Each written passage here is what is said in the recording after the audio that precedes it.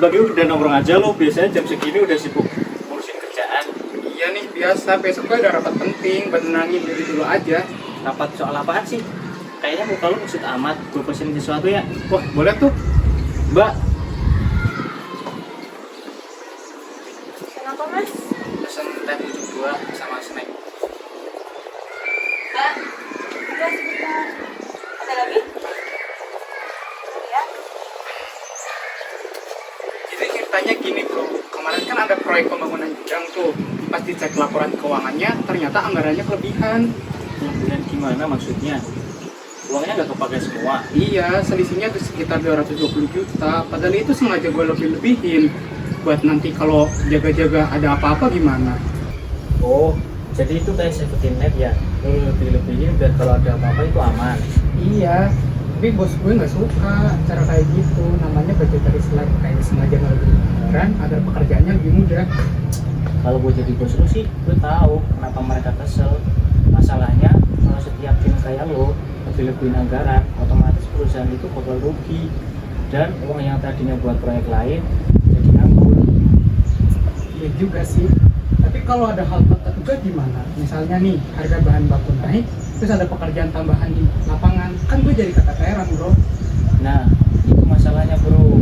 Jaga-jaga itu bagus, tapi nggak boleh sembarangan.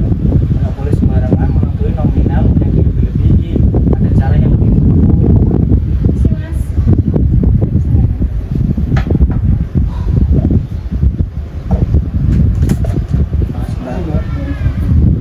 Misalnya bro, Pertama, lo harus belajar dari pengalaman proyek sebelumnya. Kalau biasanya ada kenaikan harga bahan, ya tinggal lo masukin ke prediksi anggaran, tapi menggunakan data, nggak boleh sembarangan. iya juga sih. Tapi kalau ada hal-hal yang tak terprediksi tetap terjadi gimana bro? Makanya itu ada yang namanya dana cadangan. Tapi dana cadangan itu harus jelas dan dilaporkan ke atasan. Misalnya, lo tetapin 10% buat dana darurat. Ya lo tinggal laporin dana darurat itu dipakai buat apa. Kalau nggak kepake, ya udah nggak usah dimasukin, kan nggak masalah. Masuk akal juga sih. Jadi tetap ada ruang buat jaga-jaga dan ke atasan itu transparan. Nah, transparansi itu kunci. Apalagi kalau soal duit perusahaan, bos-bos kayak Pak Reno lebih suka dikasih solusi, kayak cuma bilang, oh ini buat jaga-jaga. Bener juga lu, besok deh pas meeting gue jelasin kenapa gue lebihin anggaran. Terus ngasih usulan juga yang terbaik buat kedepannya. Nah itu dong, justru kalau lo kasih solusi, bos lo bakal lihat lo lebih serius dan mau belajar. Dan jangan lupa juga siapin data-data buat backup argumen lo. Misalnya kayak data proyek sebelumnya dan prediksi harga bahan. Lu kayak konsulen aja sih, jadi lebih paham sekarang. Makasih ya.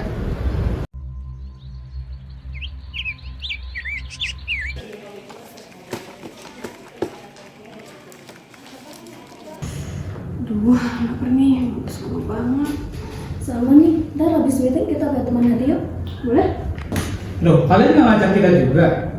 Iya nih, kita berdua juga lapar. Ya udah, nanti kita pergi bareng-bareng aja.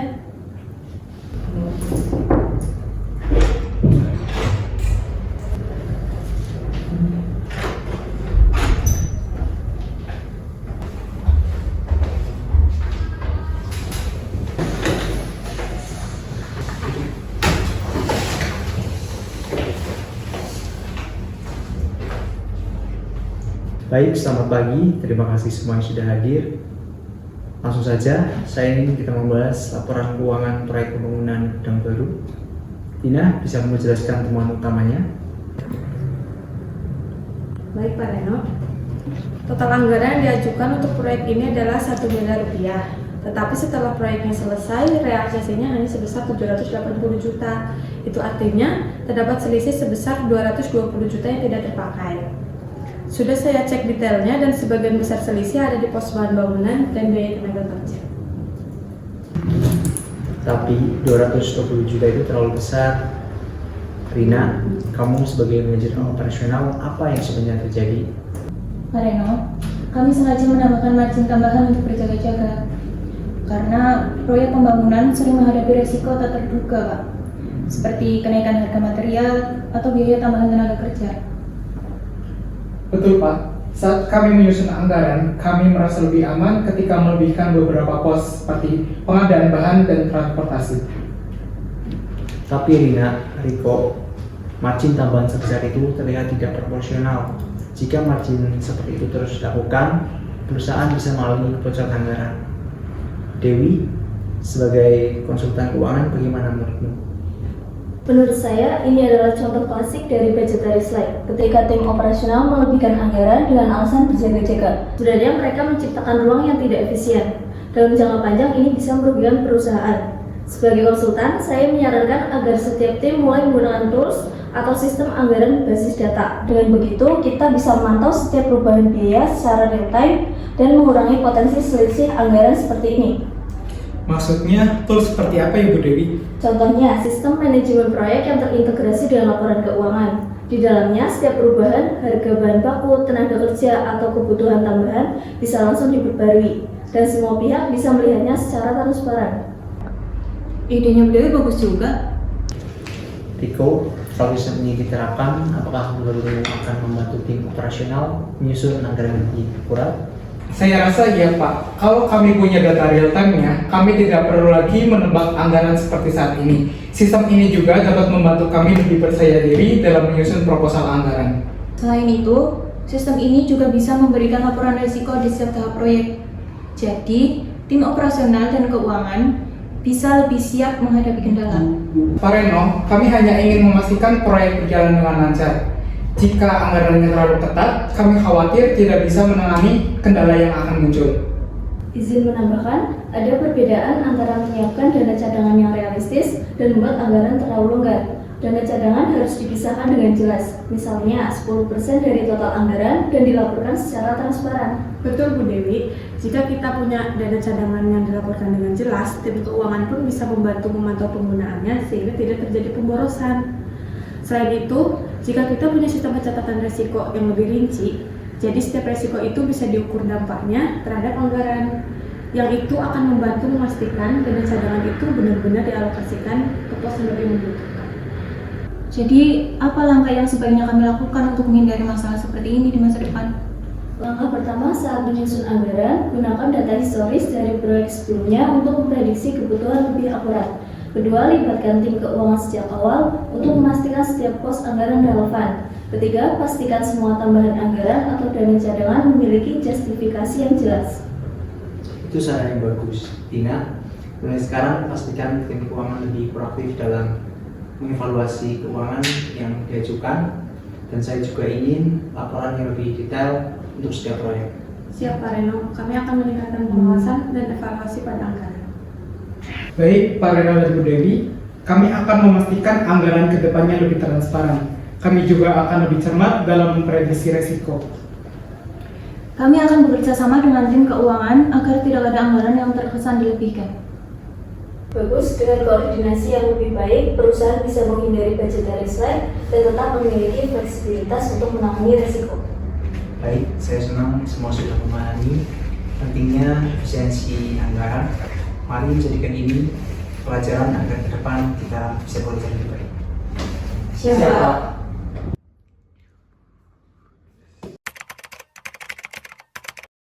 Bro, lo bagi Astagfirullah. di perusahaan itu kan tanggung jawab besar. Tapi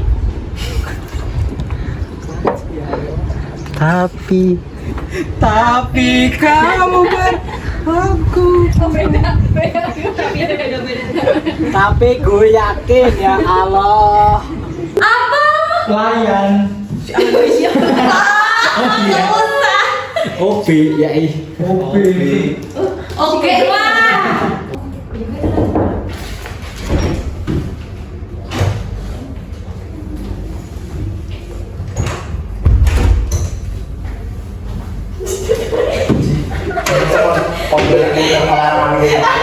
Siap lah.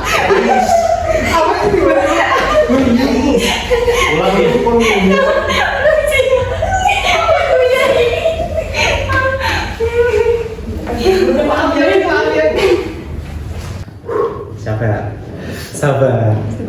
Sabar Jin.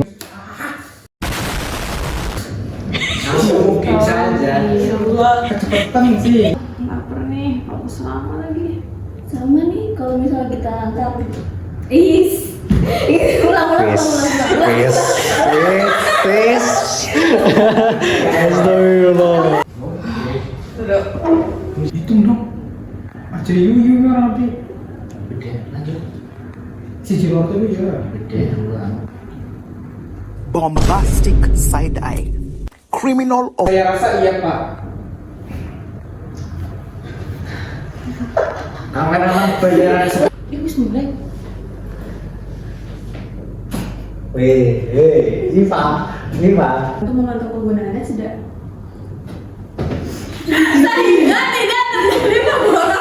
depan kita proyek baik. Siapa? Siapa? Pak Reno, kami hanya ingin memastikan proyek berjalan dengan lancar. Soal bel. Soal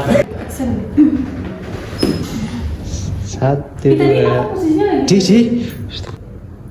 Tapi sini kono-kono begini. emang gue ngomong kayak gini. Iya, bisa kamu jelaskan?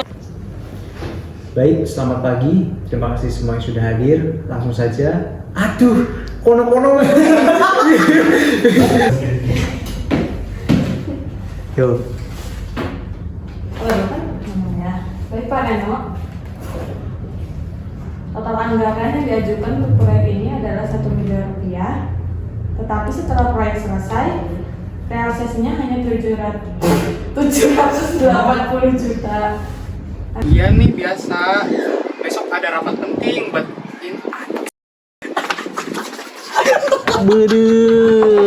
namanya juga dua perusahaan, tanggung jawabnya besar. Mana? Aduh, nyarap langsung nyaut kan. Selain itu, sistem ini juga bisa memberikan laporan risiko di setiap tahap proyek. Jadi, tim operasional dan keuangan bisa